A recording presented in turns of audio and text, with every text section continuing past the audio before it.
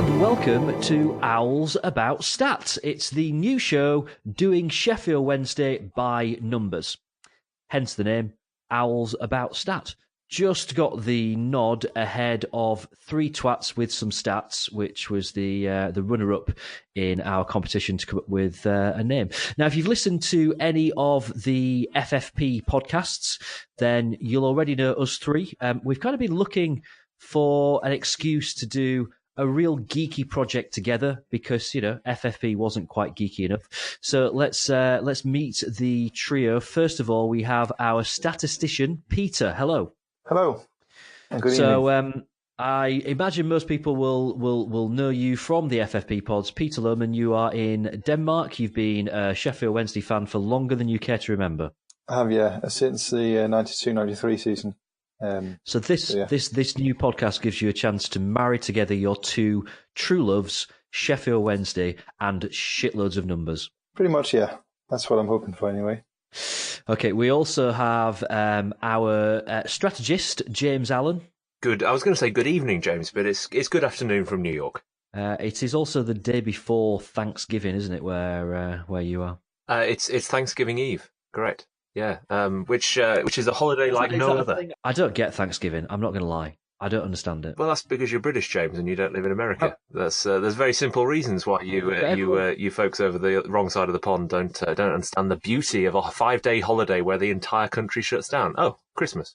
We don't celebrate Christmas in quite the same way over here. So Thanksgiving is like the big family holiday. That's the easiest way to analogize it. So today, all of America is in chaos as people try to fly thousands of miles to get back home to friends and family.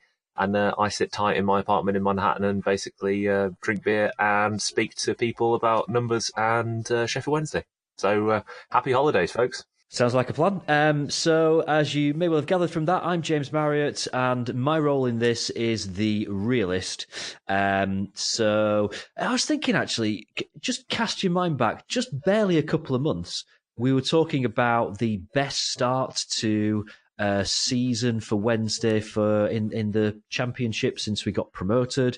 It's been the best since that. How things change over the course of a few weeks. And actually, when we first started talking about doing this show, I think it was going to be probably a different show to what it's ended up being by the time we've actually got round to recording it. So the show it's about cold, hard facts. Nothing more, nothing less. We pore over various different stats, lots of numbers, and kind of try and figure out what it all means. The three of us love a good stat, don't we? It's a bit of a tester episode for us. It's an idea that we've been talking about for a while. But we're just kind of trying it out, seeing how it goes. We'd be really interested in hearing your feedback, and we'll see how often we get to do it. It might be something that we do every month. We'll kind of figure things out as we go along. So the first section that we come to is the season so far in numbers. So everyone's got something to say about Sheffield Wednesday's season so far. Generally not all that good, but what do the numbers tell us? And Peter, let's kind of set this from the outset then, because there's lots of acronyms, there's lots of initials, there's lots of kind of words that you'll use that mean a lot in the world of football stats, but might not do to the layman. So just give us kind of like a bit of a glossier, if you will, of what we need to know at this point about the various different phrases that we're going to hear over the course of this podcast. I mean, the big one is definitely expected goals, which has really broken into the mainstream over the past couple of seasons. And I think even the BBC uses it now in some of their shows. What it is essentially, though, it's a really geeky name. It's a really poor name, but what it really is a measurement of how good a chance is depending on the location the shot is hit from, the number of defenders between the ball and the goal, if it's a headed ball, if it's from a cross, if it's after a dribble. You can add all sorts of things into it, but essentially it's a percentage chance of the shot being a goal. So if you have a penalty, for instance, roughly about 3 out of 4 penalties end up as a goal. So that gives you an expected goal of 0.75 or 75%. and that's really what you use. So if you have someone reaches goals this season, only have expected goals values of like 3 or 4%, because it's from so far out that no one who shoots from there tend to score unless they're called Alan Reach. So that's really expected goals in a nutshell, and that's probably the big one. Because the other stats that we'll use are quite self-explanatory, like shots on goal and what have you. So it's not really today's not really going to be like that big a deep dive. It's more going to be like the available numbers you can find on different websites that we use and pour over.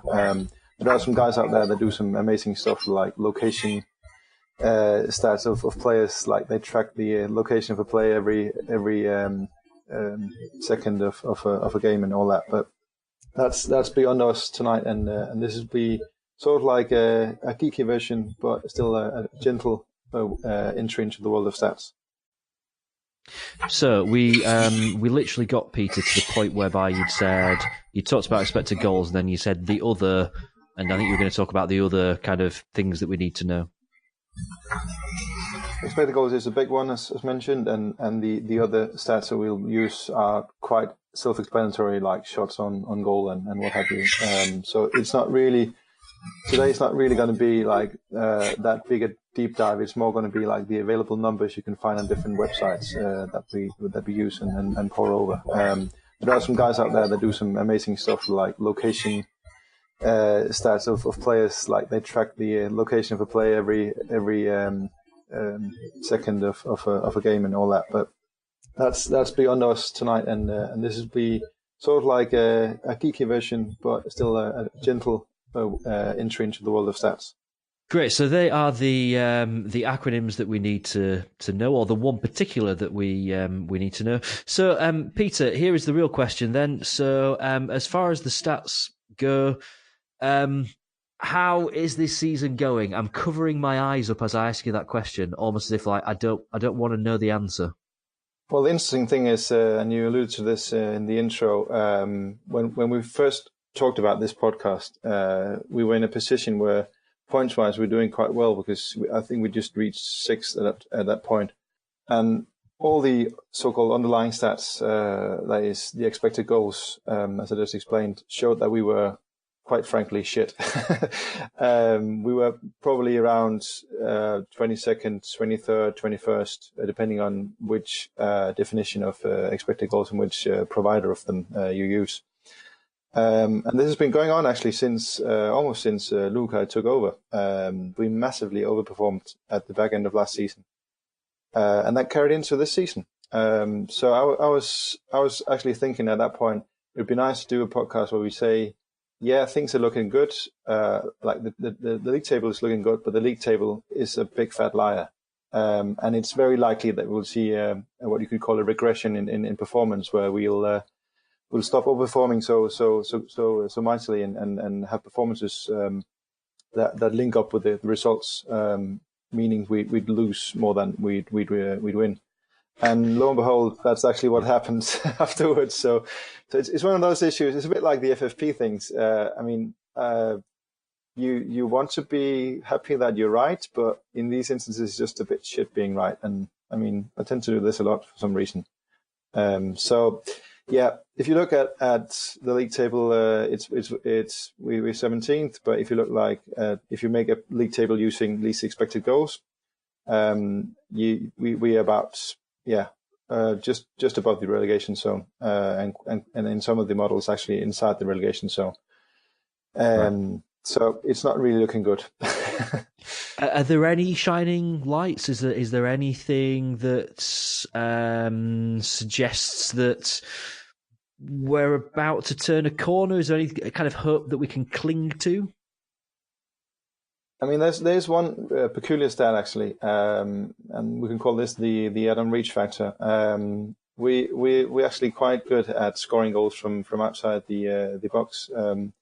There are actually only 3 teams from the top 5 leagues in Europe that are better than us at converting shots from outside the box. We score 1 in every 10 shot from outside the box, which is quite extraordinary. I think the second team in the championship is about 5%.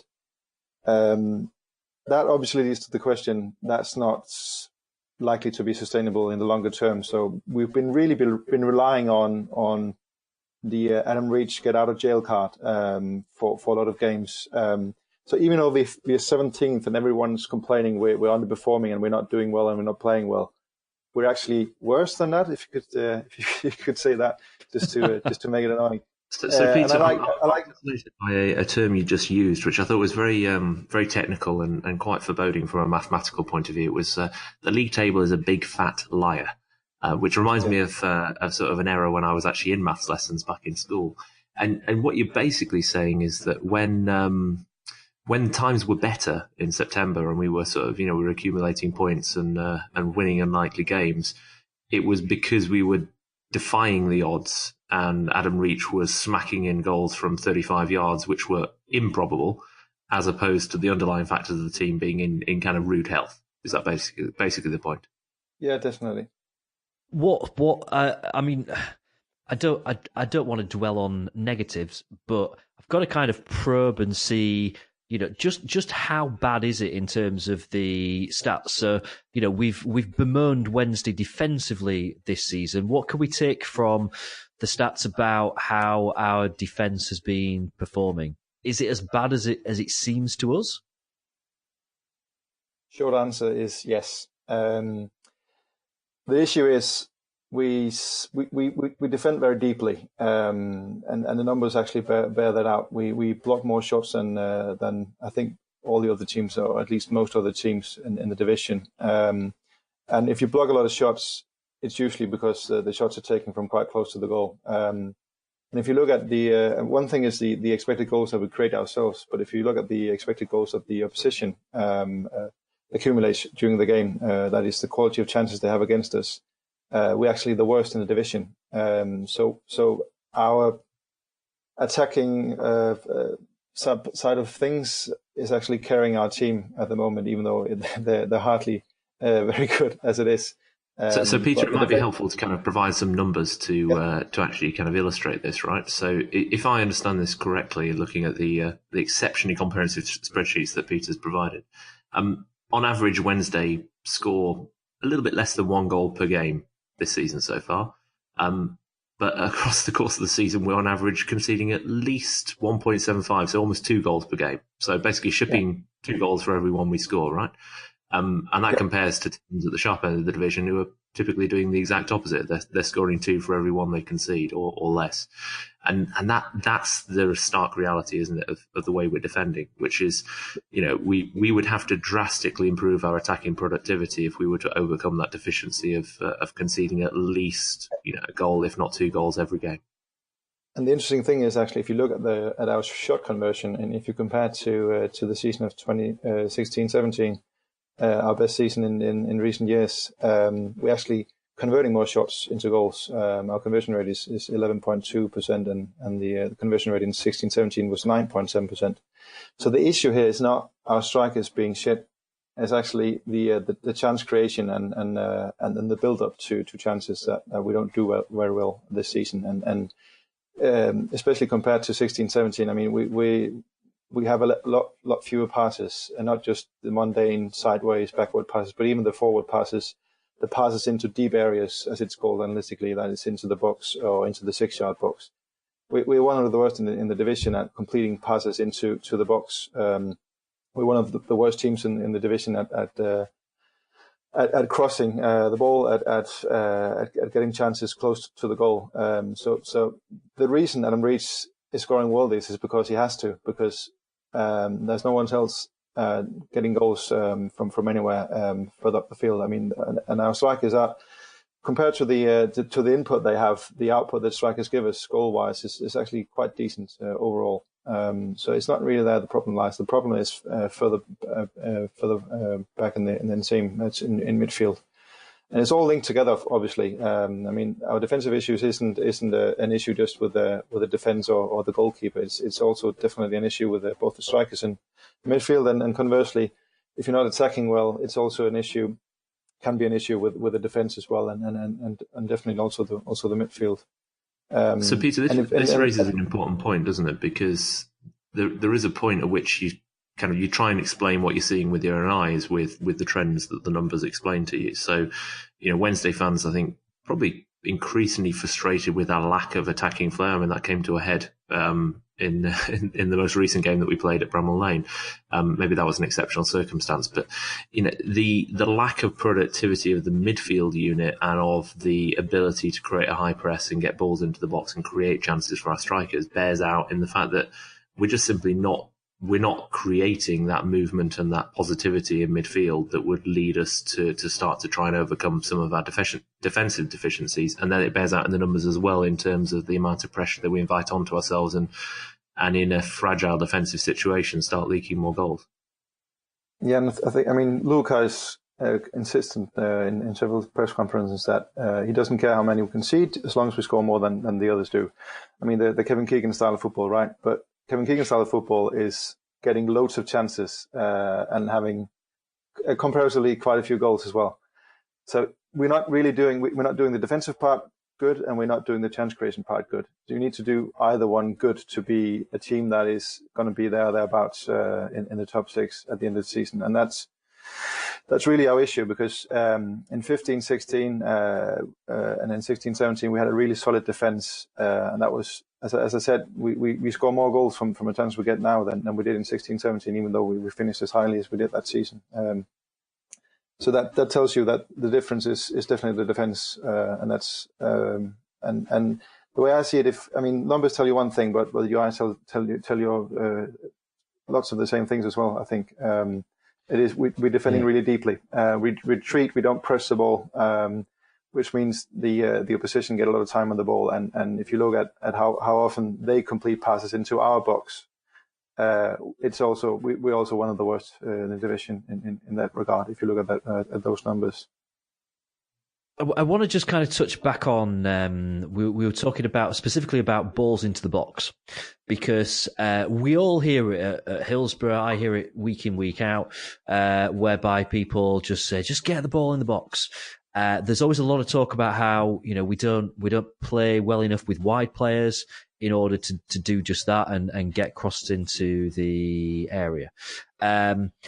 I guess this is probably kind of a question to both of you, and I'm sure, Peter, you'll have some, or you may well have some stats that help kind of bear this out a little bit. Is that actually what we should be doing? Is there evidence to say that the reason we're not doing very well this season is because we're not getting enough balls into the box? Or is that just a load of rubbish? And I guess as well, thinking specifically about headed goals, because we haven't scored very many of them this season. And that's right. It's actually one of the areas where we really, it's really noticeable how we've changed compared to 16-17. In 16-17, we were the division's best at scoring headed goals. We actually scored a headed goal every other game, roughly. This season, we only have a headed goal every 5 games, and that's 16th in the division. So it's not like it's not what explains our troubles this season. It's just it's very noticeable that we've regressed from 16-17 in this statistic. And if you see how many, not enough ball in the box. In some regards, yeah.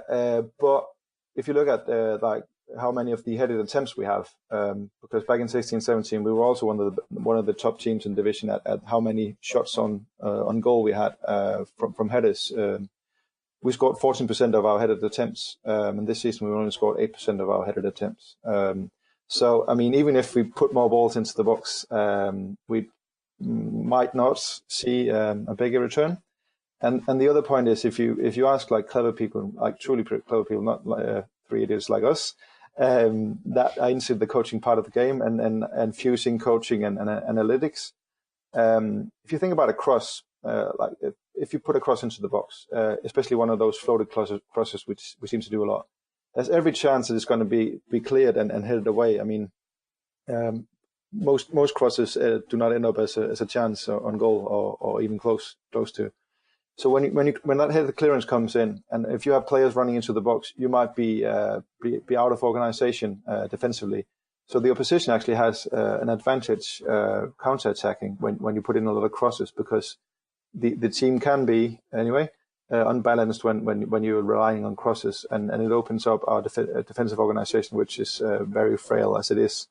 So I wouldn't actually as per se advocate just pinging in more crosses. But it is noticeable that we have some really good headers of the ball in the team. I mean, Stephen Fletcher and in some regard, Nuhio as well, are really good headers of the ball. And we have a player like Reach. I think his ability to make runs into the box is actually underappreciated because of all the long ranges he scored. But he's picking up some of the traits that Kieran Lee has at being good at coming into the box and actually getting on the end of crosses with either his feet or his head.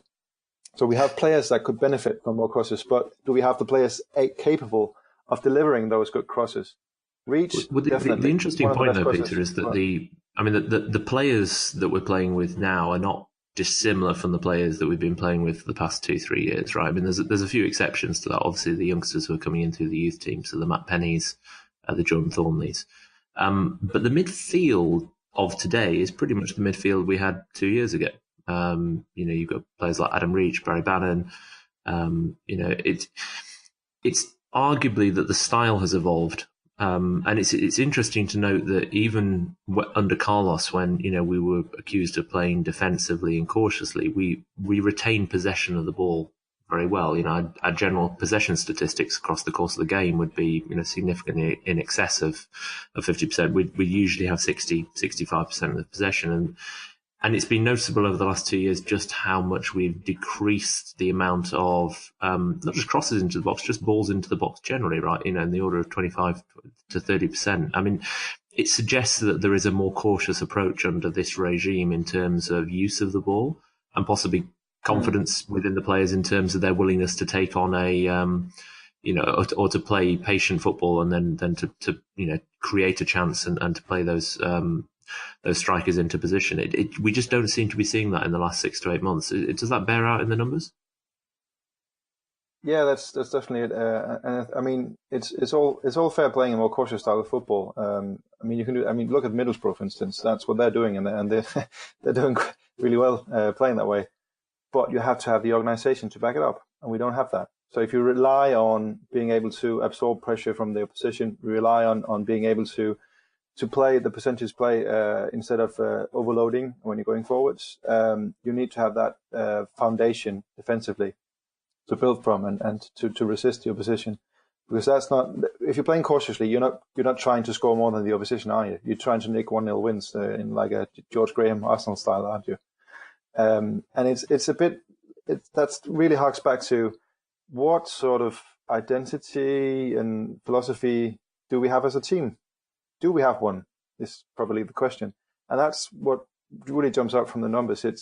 We're a bit of all over the board in some ways. You can't really tell clearly what sort of style of football we're playing from the numbers. Whereas a team like Middlesbrough, it's really clear what style of football they're playing. A team like Brentford, really clear. Swansea, really clear as well. You can tell even from the numbers and joining them together, you can tell, okay, this is a team focusing on passing and possession football. This is a team focusing on percentage play and balls into the box and so on. And we don't have an identity, do we? Well, I'm going to challenge that a little bit, Peter. I don't know if anyone's who's listening has been following Experimental 361, which is a fantastic football analytics site if you don't already. But they have a beautiful 2x2 which talks about kind of the level of activity within your attack and defence, which is kind of a way of basically saying, are you creating a lot of chances or fielding a lot of chances? Well, we've kind of talked about the fact that Wednesday are doing less of the former and more of the latter. So the way they classify the quadrant we fall into is busy defence, quiet attack, right? I mean, that's pretty much bears out, the way that Wednesday have played most games this season, and therefore we are reliant on those shots from outside the box, maybe set piece situations, in order to grind out results. And it would then be reliant on us having a well-organised defence, which I think we could say from the numbers and from reality hasn't been the case this season. So maybe that's our identity. By sitting deep and holding the ball, we invite pressure onto ourselves in the hope that we're going to be able to take those one or two rare chances that come up from a set piece. But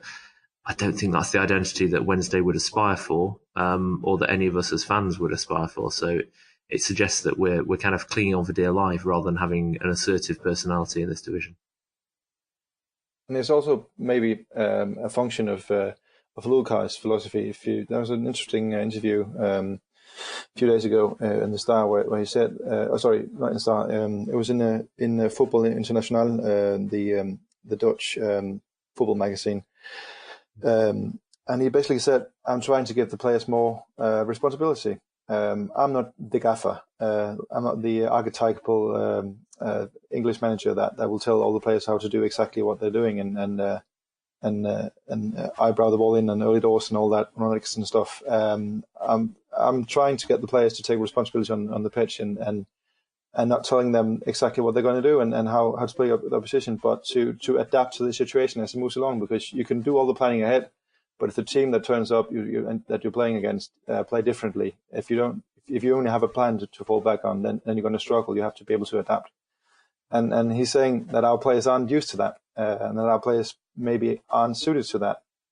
So that leads to two conclusions. Either his approach should be ditched, and probably him as a manager should be ditched, and we should bring in an old-style English gaffer and have a flurry of results in maybe 6 months, and then in 6 months' time we're going to struggle again. Or we rely on a very long-term process of Luhukai changing the players' philosophy and approach to playing football games.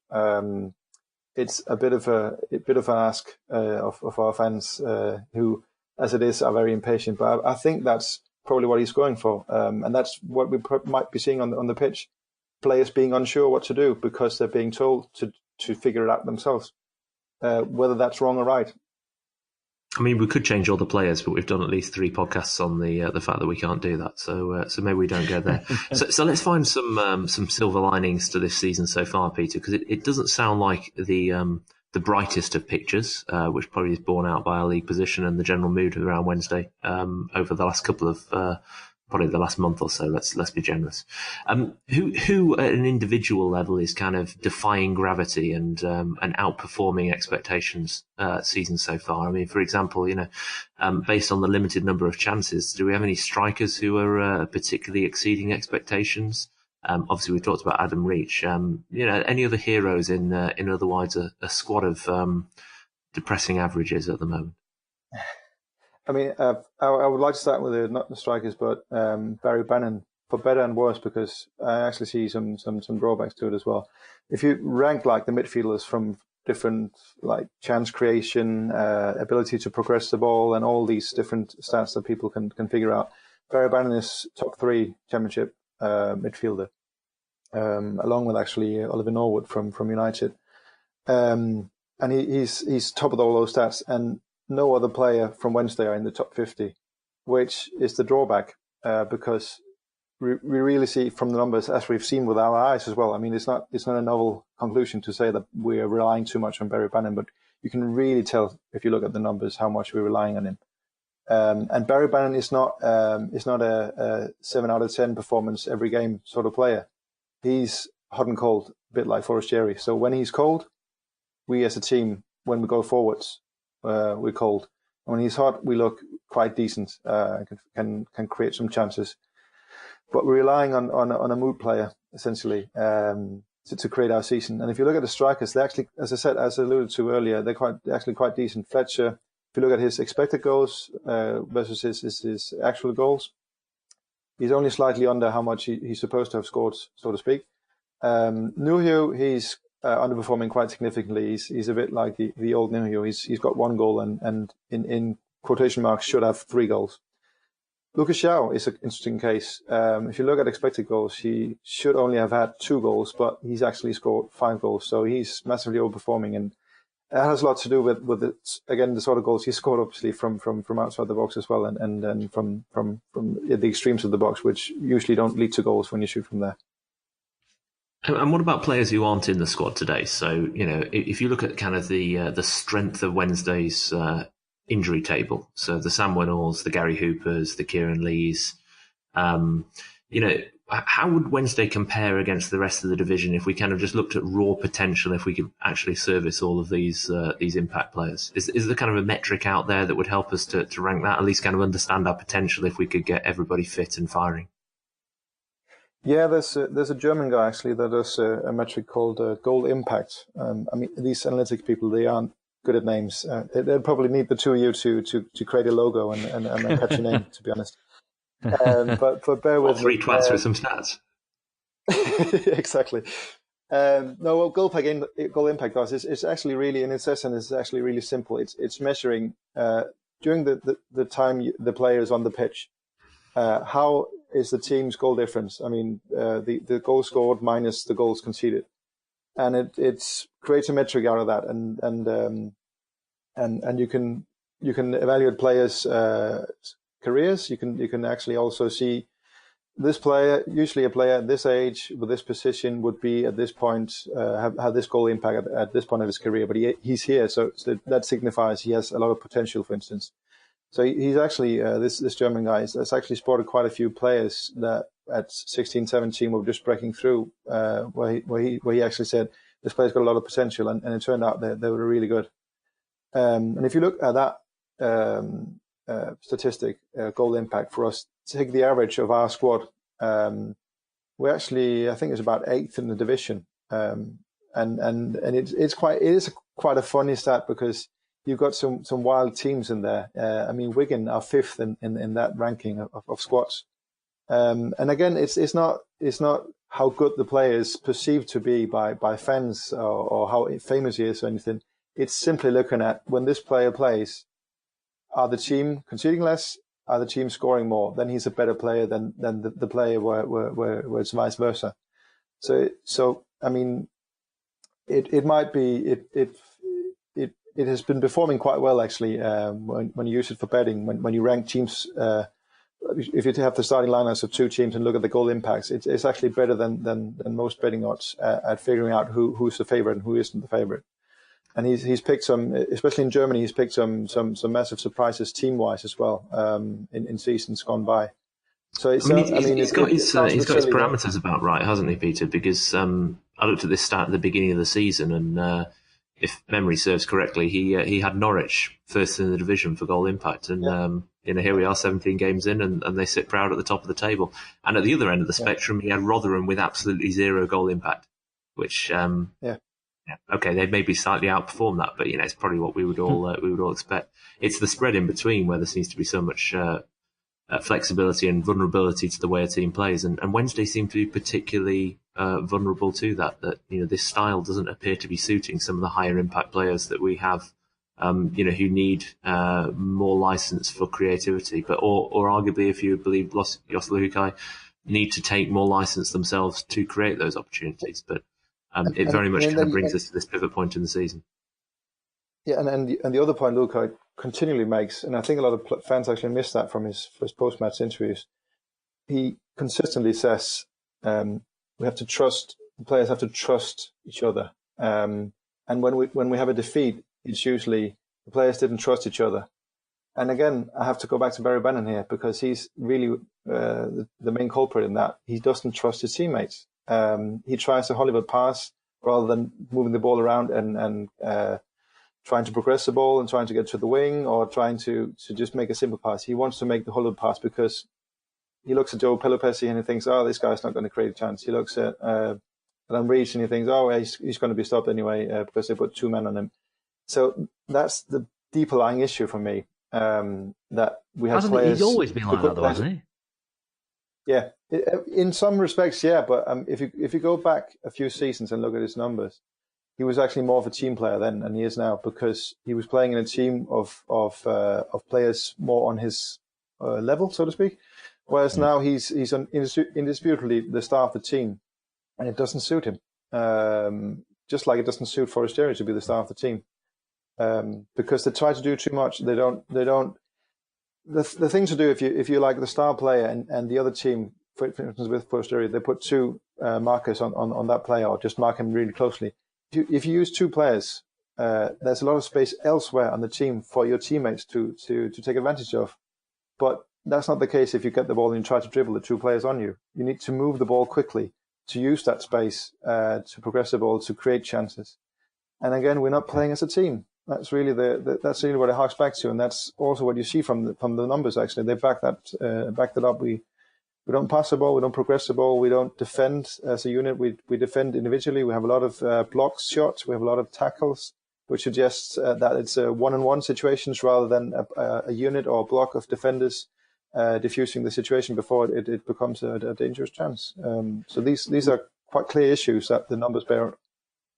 All right, let's talk worst case scenario then. If things don't improve, okay, if we continue playing the way that we are, and we continue on our current kind of path, the backstop, to use a bit of a Brexit phrase there, that I think a lot of us as fans have kind of, we've even said this, I've said this to a few of my friends, which is, yeah, well, at least there's always going to be 3 worst teams in this league, and we can even name the teams that are going to be worse than us this season. So there's a lot of kind of different areas that we've looked at where, you know, we're 16th in the league for this, and we're 17th in the league for that, and we're 21st in the league for the other. Can we afford to rest on the laurels of there are going to be 3 teams worse than us this season? So the expected goals stat, Peter, has a kind of a sibling, doesn't it, in terms of expected points? So essentially, if you play out all of the probabilities of scoring across a team and then compare and contrast them with the opposition, simulate games, you get to kind of a simulated league table, right? And there is a kind of a version of this, James, which stands out there at the moment. You know, Wednesday sitting in 17th, and it ranks the probabilities of where we might finish at the end of the season. The very good news for us is that the likelihood of us finishing in the bottom 3 is anywhere between 1 and 4, maybe 5%. Likelihood of us finishing mid-table is a spread of anywhere between 5 and 6% for every single position between 18th and 8th. So, Wednesday are performing generally as a mid-table team, provided that we continue to score those exception goals. Adam Reach keeps on hitting them from 35 yards. And the other piece of good news is that Ipswich Town are in our division, who have a nearly 50% probability of finishing absolute rock bottom of the division. So right now, there's at least one of those positions taken up, and Preston and Rotherham, despite some good results, are kind of spreading between 10 and 15% for the other 2 positions as well. So I think the short answer, I'll give you an elongated version, is that yes, there probably are 3 worst teams in the division, but we need to get on with beating them. We also need to get on with dealing with the obvious deficiencies within our own squad. But there's a lot of games to be played, and I'm sure those probabilities will change as we go through the festive period. Okay, fair enough. So I think that kind of wraps up the season so far in numbers. Let's move on to our next section of Owls About Stat, and that is Stat of the Month, where each of the 3 of us picks out our favourite kind of obscure statistic that we have spotted. I'm just going to mention now, mine's rubbish, because I only had about 10 minutes to find it. So I'm just kind of setting it up now. I'm going to go last. So I'll let you 2 kind of take all the glory here, because mine is going to be rubbish.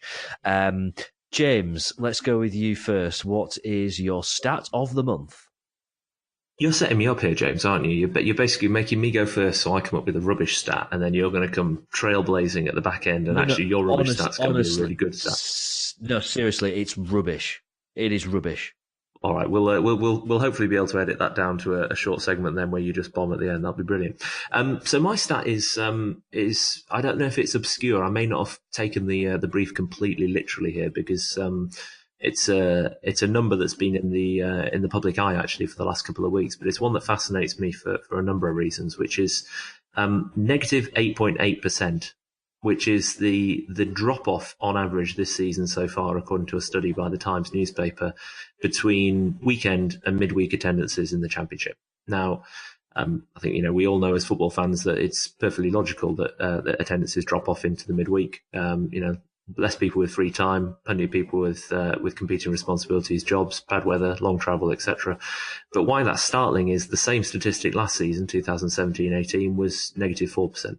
So in one season, the drop-off rate for attendances in midweek has doubled. Wow. And why that's so problematic for Championship clubs and for clubs broadly within the Football League is there is still a high dependency on gate receipts for income. We've talked in the FFP pods just on how important that is for a club like Wednesday, which still has a very, very good loyal following and drives a high proportion of its income from ticket sales. And at the same time, there's a lot of concern that that drop off is being accelerated by the availability of games to watch online. So whether that's, using iFollow on the weekend or the Sky Red button in midweek. You can relate to this. If you're a fan that typically travels hundreds of miles for a midweek away fixture, or you could sit at home and watch it using your satellite subscription, there's logic to why you might choose the latter option, even if many people would say that the right thing to do as a fan is obviously to get off the sofa and go to the game. It has a profound impact on income. It certainly accentuates the gulf between those teams that have less reliance on gate receipts, i.e. the relegated clubs from the Premier League, those that are still gaining parachute payments. And it's coming to the head in the form of some direct rebellion amongst the Championship clubs in terms of pushing back on the new TV deal that's been agreed with Sky. So very, very pertinent to a lot of the conversations we've been having about the level of healthy competition in the Championship, whether it's a level playing field or whether those teams that get relegated have an unfair advantage. Very relevant to a club like Wednesday, who, still, as I said, have a high reliance on fans coming through the turnstiles, and a situation that I think, for many purists or just traditional fans, that those of us who care about the game would say is a great shame for reducing the quality of atmosphere at games in the Championship as well. So something to keep a real eye on as we go through the season, whether that is a trend that sustains, or whether maybe there's something of a fan reaction against, and we start to see something of a moderation. But certainly a concerning statistic in the supporting realm of the Championship as it stands. That's a huge statistic, really, because we kind of talked a lot at the start of the season about this being the first season where you can watch, every Championship midweek game. You can watch it on the Sky Red button, and would it make any difference to attendances? If that's, kind of like a doubling of the drop from weekend to midweek, that's huge. Yeah, it would be really interesting to know the numbers of how much clubs are getting from the increased TV availability of midweek games compared to what the gate receipts would be had that extra drop not happened, and whether this ultimately is financially beneficial for clubs or not, wouldn't it? Well, in the short term, we have an answer to that, which is that there is no financial impact, because we're still under the same television rights deal as in prior years. So, essentially clubs are getting no incremental impact from Sky. There is an increase next year. I think the total spread of TV income to the Football League increases from about 90 million to about 120 million next year, but spread across 72 clubs with the mathematics that goes through, it's not a significant amount of additional income per club. I think it's about 500,000 per team or something along those lines. So it is at the root of why there is a big debate right now about whether the TV deal is equitable or whether the Championship clubs deserve a greater slice of the pie, and that has very impactful considerations for the rest of the pyramid. I've got it in my head, and I might be completely wrong here, but I had it in my head that fans in the UK can use the I want to call it Wednesday player, and it's not been called that for years. But the thing that you guys use to watch the games over in the States? Yeah, iFollow. That in the UK you can watch a game on iFollow. You've got to pay for it separately. And I might be making this up. So I kind of thought that there's got to be an extra revenue stream there coming into clubs if you can pay whatever £9.99 to watch a game in the UK through iFollow. That would be outside of the TV deal, so there would, in theory, be some potential incremental income coming through that. But if you've maybe got fans in the order of low hundreds who are doing that on a weekly basis, even at a tenner a pop, which is quite steep, frankly, for one game, it's not going to make a significant impact. And obviously, getting a fan to pay £10 to watch an iFollow is probably a stretch, but that's a significant discount to what they'd pay if they were going through the gate. So it's troubling for clubs that do rely on gate income, is what I'm coming to. And I think it lays bare this dilemma between the riches of the Premier League and just the crazy amounts of money that those clubs get from TV income, and those clubs elsewhere in English football who rely on gate income and frankly are being disenfranchised by the way that TV is monopolising the agenda. Absolutely. Right, Peter, what is your stat of the month? Well, it's not as good as James's, that's for sure. Hopefully better than yours It will be. It will later be. on. Well, I've just stayed within the theme. Really, it's not that obscure, and it's quite intuitive as well. If you look at the probability of each goal we've scored this season, again using the expected goals, how likely was the shot from this position under those circumstances of being a goal? 12 of our 21 goals have been less likely than odds of 10 to 1. So that tells you a bit about how we're really relying on these crazy long shot goals. I mean, if you add them together and say how likely is it that you've scored 12 goals from these sort of chances, and you multiply all the probabilities, you're looking at odds like I don't know, 200, 300, 400 to 1 that we've scored all those goals. So again, sorry to say within the theme, but it's really a measure of how we've been overperforming, and we might not be seeing, even though it's been bad and frankly the derby was quite painful to watch. It might actually get worse before it gets better. So that was my cheery note of the month. Yeah, going down the positive route there. That's good. Right, so my start of the month it's a number, and it's the number 11. Nothing to do with number of players on a football team or anything like that.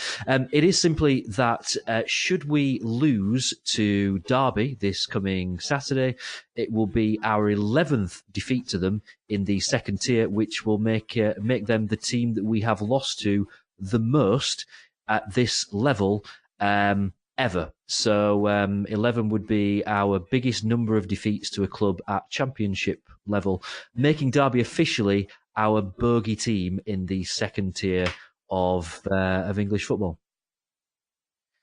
I told you it was rubbish. I don't think that's a bad stat at all, James. I think that's actually really startling, because if you think about the last couple of years, it felt like we'd finally broken the Derby hoodoo, right?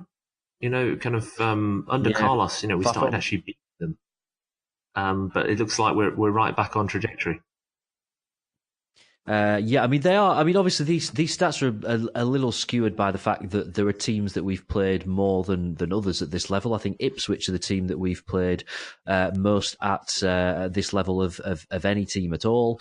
But I think Derby come in kind of second or third in terms of who we've played most at this second tier level. But yeah, I mean, it's certainly, more than half the games that we've played against them in the championship we've lost. So we've really got to make sure that we don't lose on Saturday for many reasons. Interestingly, 11 is also the number of second tier games of Wednesdays I've attended and seen us lose, out of 16, that is. So there's a good case to be made that that with a win percentage of 12.5 and a points per game of about 0.6, I should probably just stay away this entire season, and we'd have an improvement in our form. Great. I look forward to when you're over in February then, and Wednesday losing consistently while you're going to the games. That's good stuff. I had a reserve stat, by the way, and it's not. This was actually originally going to be the stat that I was going to use, just because I was a little startled as to why it's possible. No surprise that Barry Bannon obviously is the player that's picked up the most bookings for us this season. He's taken over from Sam Hutchinson in the pretty much a booking a game stakes. But our second most booked player this season, remarkably, considering the fact that he's just not played all that many games, is Ashley Baker, who I think's only played 7 games but picked up 5 bookings. So there, to me, is the sign of a player that's maybe slightly struggling a little bit. Right, this brings us to section 3 of Owls About Stat, and that is Mythbusters. Now, the idea here is that in future episodes, we'll kind of throw this open to you and let you kind of send in your kind of perception of things, and we'll look at whether or not it's right or it's wrong. We'll kind of put the stats around what it is that you kind of want us to look into. Obviously, because this is episode 1, we've come up with our own, and we've got a couple of kind of commonly talked about things among the fan base over the last month or so that we are going to put to our resident expert, Peter, to see whether or not there is anything in them at all. So number 1 of our double header is all about Carlos. Now, he obviously came back out of the woodwork a few weeks ago, did a few interviews, did a lot of talking about Sheffield Wednesday. Anyone would think that he's out of work and he's looking for a job somewhere. And there was this kind of theory going around the fan base that thought it was better with Carlos, and this theory that he added value to the playing staff at Wednesday. Peter, did he or didn't he? Well, he just overall he didn't. I'm sorry to say. The quote from him is actually that, and I quote: "We brought in players with value, and the value of the players has now gone up 4 or 5 times more than what we paid." And then he mentions some of the players and how he's very proud of what he did and how he created value for the players he brought into the club.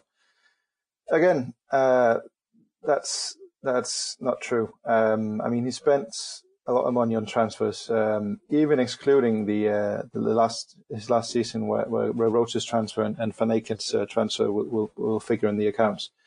He spent £21 million on transfers during his time at the club, and the wage bill grew by £50 million during his time. If you compare that to Stuart Gray, his predecessor, Stuart Gray spent £127,000 on transfers, and the wage bill increased by 1.5 million during his time at the club. This was a guy who finished 9th in the championship. Remember, so if you add those numbers up and you look at the extra wages we spent in the season, we were actually looking at Carlos's first 2 seasons being an extra spending compared to Stuart Gray's time of a combined £60 million. And you can look at the team now, and you can look at the team now and ask yourself, is this a team better equipped for finishing 9th than when Carvajal joined the club? I would have my doubts about that. Wow. So what I'm basically saying is Carlos is playing the card that we did. Well, we have discussed also in the FFP podcast that you invest in players. You don't buy players because they're famous or because they have a name and because they're of whatever fan-related thing with them. You buy players because you invest in them and expect their value and their stock to increase so you can make a profit on them. This is the Brentford model, and how Brentford bankroll being a club that can spend around 10th in the division, even though their revenue is about 22nd in the division. So he's essentially trying to tell us that we did that when he was here, and we didn't. We bought. Sorry to say, we bought dots. They're not increasing in value as a whole. So yeah, there are a few of those that they bought, obviously, that increased in value. I mean, if you take Forestieri, if you take Bannon, if you take Winnell and Reach, those 4 players we got for a cheaper price than what they're worth now. But if you look at the remaining 21 players he signed, and he signed 21 more players than those 4. There's no progress in the value. And bear in mind, during the 2 years he was here, the inflation in the transfer market, both worldwide but also in the championship, was absolutely insane. You're looking at increased rates of like 20-30% more paid for a player of similar quality, just because more money is coming into the game. I mean, this is why you have players in the Premier League that are bid par players being sold for like £40 million now, where, say, 5 years ago they'd be worth £5 million because there's more money in the game. So even in this environment where the player values are increasing exponentially, Carlos, with a few exceptions, did not create value with his transfers. And obviously, in this piece, he says he takes ownership of the transfers. We've had this discussion before. Was it the transfer committee? Did he actually do the deals? Is he innocent in it? But this piece of of interview suggests very heavily that he was the guy signing the players, and he's taking ownership of some fairy tale story that their values increased, which is not the case. And again, we had all this money. We had £60 million over 2 seasons. £60 million. It's not as much as the parachute payment clubs, but if you invest that wisely, if you invest it the Brentford way, if you do your homework on players, if you spend some money on analysing players at other clubs, prepare for the next 3 or 4 transfer windows, you'll be able to do so much with £60 million. And we've done essentially nothing. We're right back to where we were. And that's really... So, James, it's fair to say that the idea behind this segment is that we will offer some objective analysis to cut through and fact check some of these questions that come to us. Peter may have set a slightly low bar there in terms of possibly offering a few opinions. However, listen carefully to the numbers. In valuation terms, Carlos did not add 4 to 5 times the value of the players that he signed. So, Peter, it sounded like a slight axe to grind there. I could be wrong. Oh yeah, I'm just. It's just. I mean, there's a concept in. Sorry to bring this into the podcast because it should probably remain in the private WhatsApp conversation between us. But there's a German term called a Schnellficker, which is really quickly translated. It's a quick shacker. It's the kind of guy who runs around with his shirt unbuttoned down to his navel in a nightclub. He's too old to be there. His hairline's receding, but he still thinks he can score the good-looking girls. That's kind of like who Carlos was to us. And now he's trying to tell us that we had such a good time together. Whereas he shacked us and he left us there in the pub toilet and without the cleanings even. And now he's trying to tell us that it was a really good time. We had good times together, fair enough, but don't try to tell us you added value to the club. You didn't. We got absolutely sold down the river, and Chancery's money's been wasted. That's the truth of the matter. I think that's a fairly conclusive answer on that one. Right then, so the second of our double header tonight is right. Okay, so this is something actually that we've talked about a bit on the Wednesday week, and I think there's a fair few fans that have mentioned stats related to this. So, Peter, Cameron Dawson. Obviously, he's had a fairly mixed season. There's been various opinions knocking around about him, but from a statistic point of view, there's the stats going around that he's actually, the best keeper in the division because of the number of saves that he's made per goal he's conceded. Is there any truth in that? Short answer is no. I think you touched on this last time, and James, you and Fudge were a bit trolling towards Victoria, but I think the point you were trying to make is if you make a lot of saves, it's because you face a lot of chances. And I mean, a way to relativize this stat of making saves is to look at how many saves you make for each goal you concede. If you look at that statistic, because it's true what Victoria was saying on the last Wednesday week podcast, that he is the keeper with the most saves in division.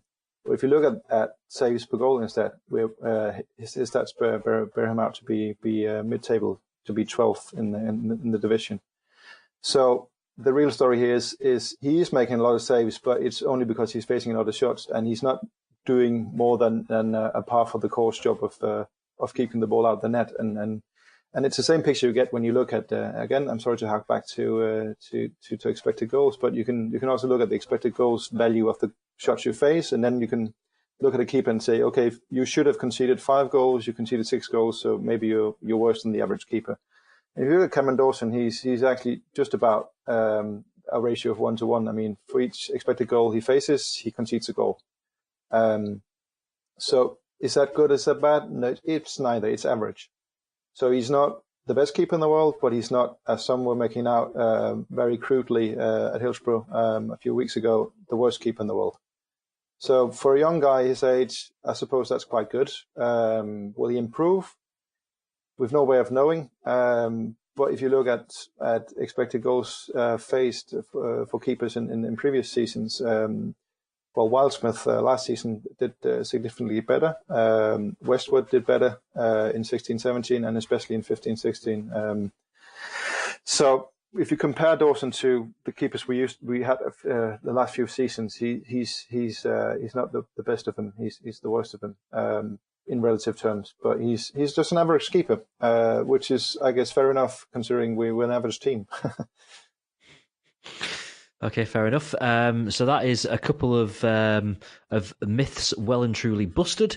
And we're after your suggestions for things that you'd like us to tackle in future editions of Owls About Stats. So if there's something that you really believe or you really want to know whether or not it's true or not, then drop us a line and we will look into it and we'll well and truly bust that myth for you. Right now, James Allen, I'm going to hand over to you for our next section, which is where we reminisce about days gone by. Yeah, and wouldn't it be nice if we could just do that all the time? You may have noticed a theme on Al's Americast recently that we've just decided to jettison the present tense and just live in the past, which is probably not a bad idea right now as a Wednesdayite. But what we're going to do with this segment, James, is we're going to try and look at the past through the prism of numbers. Which means we'll be selective about the past that we choose, and we'll find the numbers that look like they're probably a little bit rosier than the ones today. But we're going to, in very timely sense, go back to 1998 today, because today we're recording on November the 21st, the eve of Thanksgiving, or Thanksgiving Eve, I guess, if you want to use that balance. And a cruising victory for Sheffield Wednesday, 3-1 at home against Manchester United. One of the last big nights for Wednesday at Hillsborough in the Premier League, really, I guess. A Saturday I remember well because I was working at W.H. Smith's on Fargate and I had to sprint for the tram to get to the game for kickoff because my shift finished at 2:30, which was poor planning. But what we thought would be interesting is that was a season of transition for Wednesday. We were kind of coming off the high of the mid-90s, but it was before we properly fell through the trapdoor into the Championship. So where were we in that season relative to where we stand now in the kind of description that Peter's given us of a fairly troubling season this year. So Wednesday went into that game on kind of a bit of a patchy streak. We'd had some good results. We'd beaten Arsenal at home in the famous 1-0 victory when Paolo Di Canio pushed over Paul Alcock and Lee Briscoe walloped it in front of the Kop. But we'd also had some pretty crushing victories. We'd lost 4-0 away at Middlesbrough for no apparent reason. But essentially, kind of the points per game in both seasons this year and back in '98, not dissimilar. Wednesday were sitting on about 1.1 points per game when they came off the Man United win.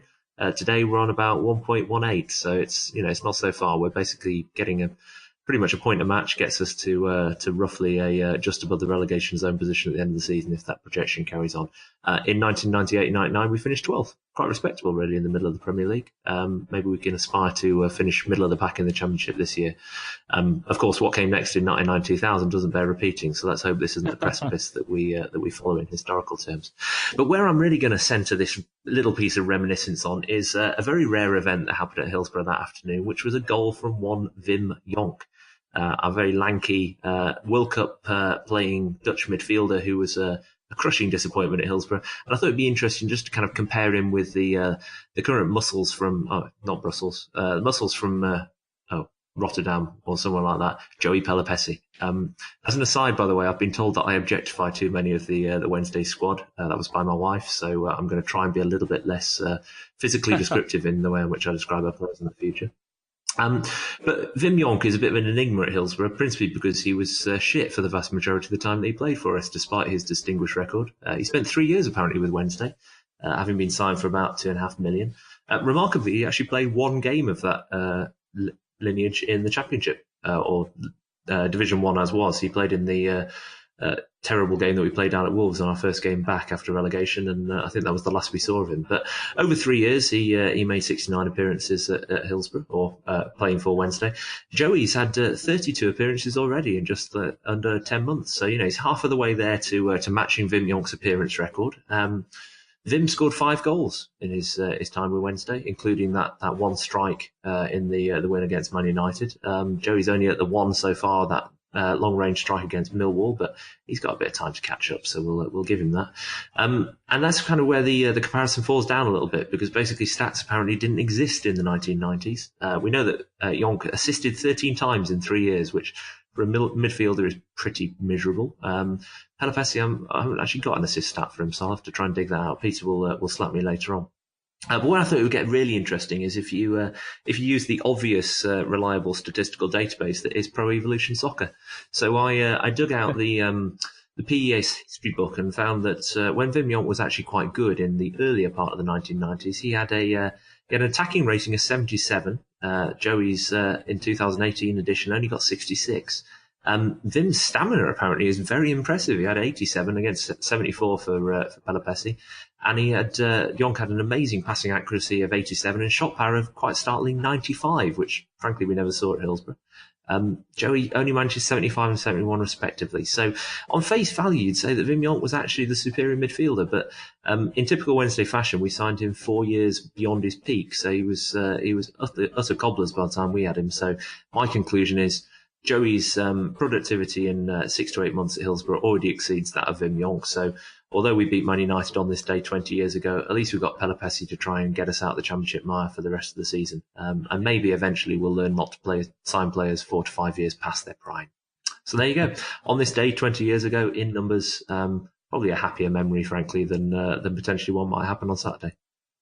I really like the way that you dwelled on Wim Jonk's stamina in the middle of all that. I thought that was a beautiful thing. Were you at that game, by the way, James? I was, yeah. No, having made the trip across Sheffield from my shift, sitting on the tills at WH Smith. Yes, I was. My dad had managed to snag a ticket in the executive boxes somehow, so I took along a couple of friends from school. One of whom supported Man United, so that was particularly nice. And the other one, for some unknown reason, was a Blade, who thought it would be fun to come and watch Man United. And I guess they didn't get to see big teams. Oh, still don't get to see big teams. And it was very satisfying. So it was sort of a happy memory for my Wednesday season ticket holding time, I should say, before I moved away from Sheffield. And as I was saying earlier, before everything fell apart the following year, it was kind of one of those big games where Wednesday rose to the occasion and turned over Man U in a pretty emphatic way. I mean, that was the treble winning side of 98-99. So we did pretty well once again in that season. Absolutely. Right then, so this brings us to our final section of Owls About Stats, and that is looking ahead. So let's look at the month to come. It's a good time to do this because we're coming off the back of an international break, and we are basically looking at the games taking us up to the kind of the crazy busy Christmas period. So our next 5 games, we've already touched on one of these. So we've got Derby at home this coming Saturday. That's followed pretty quickly by Bolton at home the following Tuesday. Games after that, we've got Blackburn away, we've got Rotherham at home, we've got Swansea away. Now, from my position as the realist, I'm going to look at these games and say, well, we've got 3 home games in there, including games against Bolton and Rotherham, and our away games. Blackburn, all right, they're not having a bad season, but it's got to be a game where we can expect to get something out of that. Swansea away, a team that's come down from the Premier League, but they've been a little inconsistent. So, in my head, this is shaping up for a period of games where we should be looking to get, at least 2, maybe 3 wins out of those.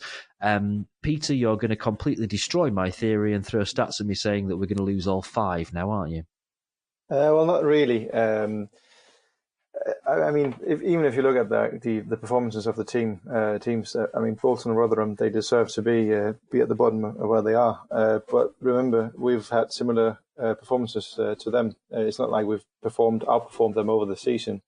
So it might be dangerous to consider them easy games. And if there's one thing we've been victims of for the past few years, it's underestimating teams sometimes.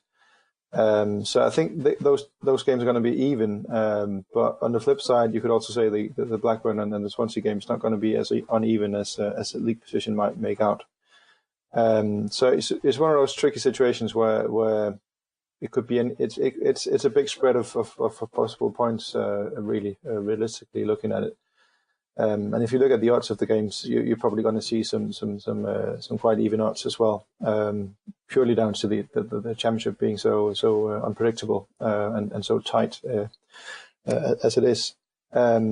And I mean, if you look at the next few games for the teams below us, it's actually a bit harder if you consider the performances the teams that they're playing have had in the season. So in some ways, this could be quite an ideal rehabilitation period for Lukai if he can actually get the team playing some sort of style and get us a few points.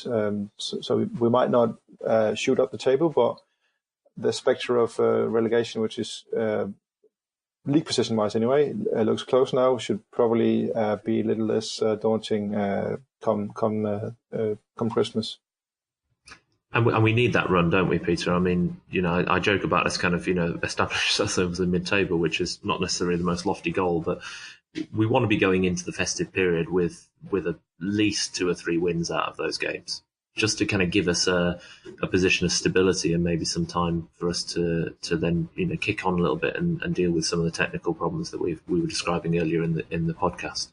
And the teams above us as well have got some trickier games over the same period. Looking at it, so I think Brentford have got to go. They play Middlesbrough. They've got West Brom as well. Swansea, the same as us. So, there's kind of an opportunity for us to creep up the table a little bit. What I'm interested in is kind of the XG effect here. So again, you can kind of almost kind of pitch every game on a probability basis, right? If you aggregate that, and presumably our hardest game is the first of the run is Derby at home. Is that fair for us? Derby aren't actually doing it quite as well as the league position suggests. So they might. I mean, watching them play, they are quite inconsistent as well, and they are quite reliant on a few players, especially up front.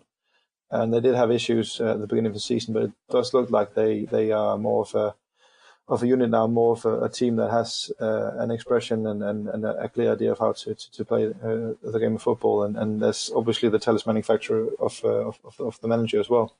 So it's a bit annoying that we get this game first in this run of games, because the mood is really sour, and the derby didn't really do much to improve that. It was more of a relief than it was a celebration, wasn't it? So it could be a nasty game, because Derby will be one of those teams like Norwich. If they get the noses in front and we would use down tools, they could maul us because of some of the attacking flair they have in the team, in a guy like Mason Mount, who's clearly a Premier League player playing at Championship level. So that's a bit of a worry that we play Derby. But conversely, you could say if the solidity defensively, on at least the appearance of defensive solidity we showed at the Derby, because I actually disagree that we were good defensively in that game. If we keep that up and we can stifle Derby, they do have a few out. They don't only have a few outlets going forward, so it might actually be easier to do than against United, who have spread out the burden of chance creation a bit more than Derby do. So if we get a result against Derby, I would definitely take a draw in that game. No questions asked. That would set us up nicely for Bolton, Blackburn, and Rotherham. And I mean, anything 6 points or above from those 3 games should really get some sort of positivity back with our fans. Again, it's not going to mean we're going to shoot up the table and in the playoffs, but it should mean we don't have to worry about relegation, which should enable us to be able to play more of the young players and get them ready and get them experienced enough and get them established as championship players for next season, because this season is about next season. It's not about this season. And we need to get to a point where relegation is so far away and the spectre of promotion, I would just forget about that now. And hopefully our chairman will as well. And just focus on laying the foundations for next season and doing that properly. And playing some players who aren't the best players on the day, but who in a year's time we're going to rely on anyway. So we might as well give them their experience. I mean, that's essentially what Luca is doing with Dawson, isn't it? And we need to do that with more players. And again, here's the trust factor. We as fans need to trust not Luca, but we need to trust the youngsters that they might have blips in their performances, which you do as a youngster, as a developing player.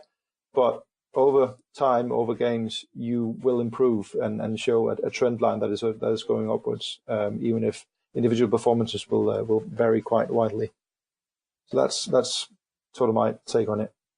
Cool. Peter, thank you very much. That's going to pretty much wrap us up then for the first edition of Owls About Stats. As we said at the beginning, it's a bit of a tester for us.